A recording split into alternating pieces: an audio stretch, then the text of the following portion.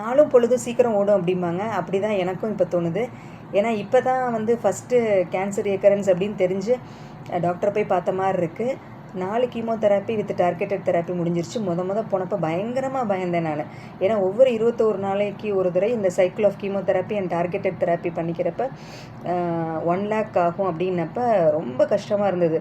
உடம்போட வலியை நீங்கள் தாங்கிக்கோங்க மேம், நாங்கள் பார்த்துக்குறோம் அப்படின்னு சொல்லி என்னோடய ஸ்டூடெண்ட் ஃப்ரெண்ட்ஸ், என்னோடய ஃப்ரெண்ட்ஸு, என்னோடய ரிலேட்டிவ்ஸோட ஃப்ரெண்ட்ஸு, யாருன்னே தெரியாதவங்க, இன்னும் இந்த நகரத்தார் சங்கம் அப்படின்னு சொல்லுவோம், கம்யூனிட்டி பேஸ்டு, அவங்க யாரோ செஞ்சாங்க. ஸோ இன்றைக்கி நான் ஜம்முன்னு உட்காந்துருக்கேன். இந்த நேரத்தில் எல்லாருக்கும் தேங்க் பண்ணிக்கிறேன். ஸோ அதே டைமில் இன்னும் சில பேர் கொஷின்ஸ் எல்லாம் ரைஸ் பண்ணுறாங்க. உங்களுக்கு இங்கேருந்து வருது, அங்கேருந்து வருது, இவ்வளோ வருது, இவ்வளோ தானே பில், மிச்சத்தை என்ன பண்ணுவீங்க அப்படிங்கிறாங்க. ஏங்க காலைல எழுந்திரிச்சு பால் கணக்கிலேருந்து மளிகை, காய்கறி இப்படிலாம் பார்த்தா எவ்வளோ கணக்கு தெரியுமா வரும்? தர்மம் பண்ணணும், உதவி பண்ணணும்னு நினச்சிட்டா தயவுசெய்து இந்த மாதிரி கொஸ்டின்ஸ் கேட்டு மனசை சங்கடப்படுத்தாதீங்க.